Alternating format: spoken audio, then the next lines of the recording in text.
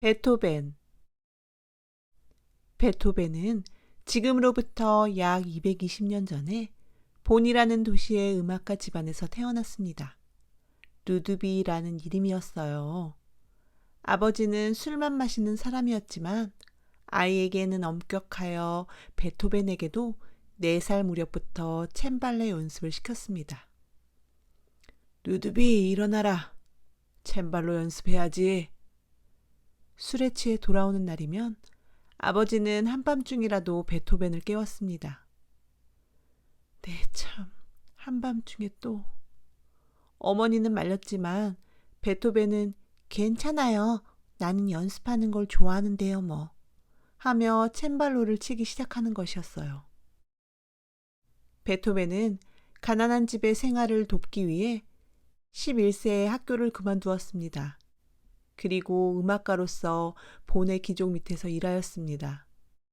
11세의 어린이였지만 어른 뺨칠 정도의 힘으로 피아노를 치고 작곡을 할 수 있었습니다.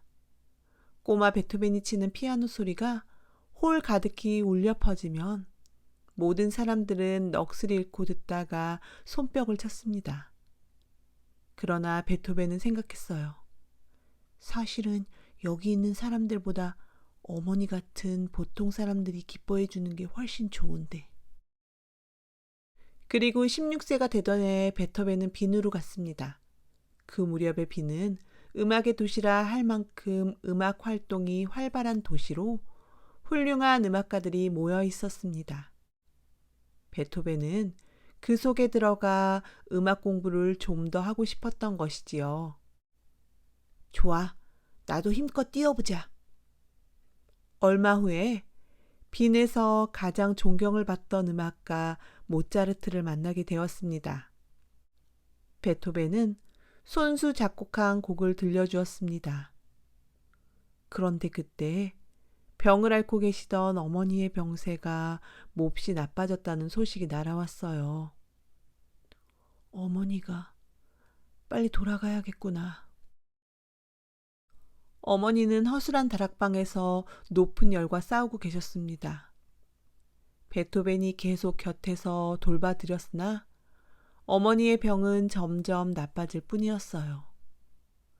이윽고 어느 날 저녁 때 루드비, 아무리 힘든 일이 있더라도 절대로 꺾이지 말고 끝까지 해내야 한다.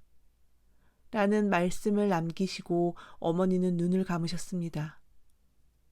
어머니, 돌아가시면 어떡해요?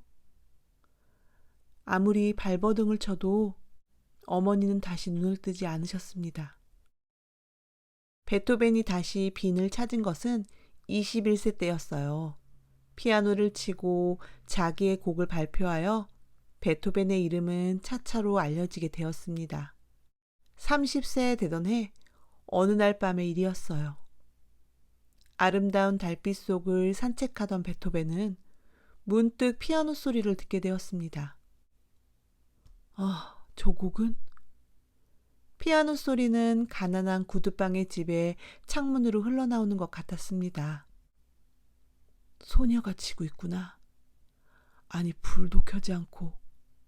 베토벤은 구두방의 문을 열었습니다. 당신은? 불쑥 들어온 베토벤을 보고 구두방 주인은 깜짝 놀랐습니다. 소녀도 피아노 치던 손을 멈추고 돌아다 보았어요. 가엾게도 소녀는 눈이 보이지 않는 것 같았습니다. 갑자기 미안합니다. 나도 모르게 기뻐서. 아가씨가 치던 곡은 내가 만든 것입니다. 그 곡을 쳐준 사례로 나도 한 곡 쳐드리죠. 베토벤은 낡은 피아노 앞에 앉아 마음속에 떠오르는 곡을 치기 시작했습니다.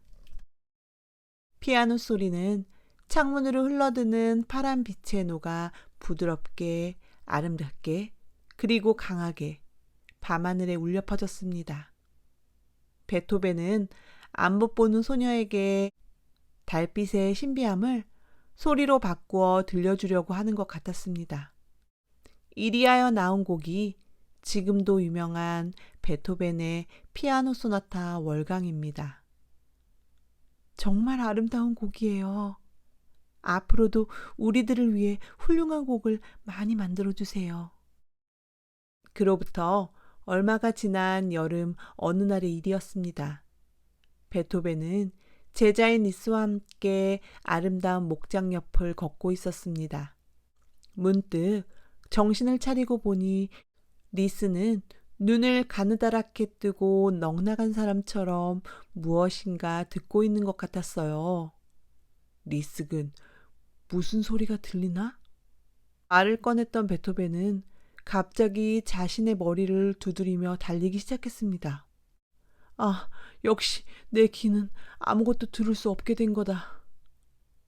벌써 몇 년 전부터 귀에서 소리가 나고 몹시 아파서 괴로움에 시달려 왔었습니다. 음악가의 귀가 들리지 않게 된다. 가능하면 거짓이라고 생각하고 싶은 무서운 일이었어요. 하느님은 내 귀를 막아버려 이 세상의 아름다움을 절반밖에 주시지 않는구나. 귀가 들리지 않게 된 베토벤은 목장과 냇가를 돌아다니며 괴로워하였습니다. 들리지 않는다. 들리지 않아. 새소리도 물소리도. 그것은 음악가인 베토벤에게는 죽으라는 말이나 같은 것이었습니다. 하지만 그때 마음에 떠오르는 것은 그 월광곡을 기뻐해 주던 소녀의 얼굴과 어머님이 힘내라는 말씀이었습니다. 그래, 귀는 들리지 않더라도 마음이 있다. 나는 마음으로 자연의 소리를 들어 음악으로 만들어서 가난한 사람들에게 바치자. 베토벤이 그런 새로운 마음으로 만든 것이 교향곡 제6번 전원이었습니다. 넓게 펼쳐진 목장, 그 위에 뒤덮인 파란 하늘, 냇물의 속삭임, 새들의 지저김, 그리고 들과 산으로 휘몰아치는 바람, 폭풍우 뒤의 조용함, 기쁨. 전원은 그런 하나하나가 소리가 되어 겹쳐져서 퍼져나가는 훌륭한 음악이었습니다.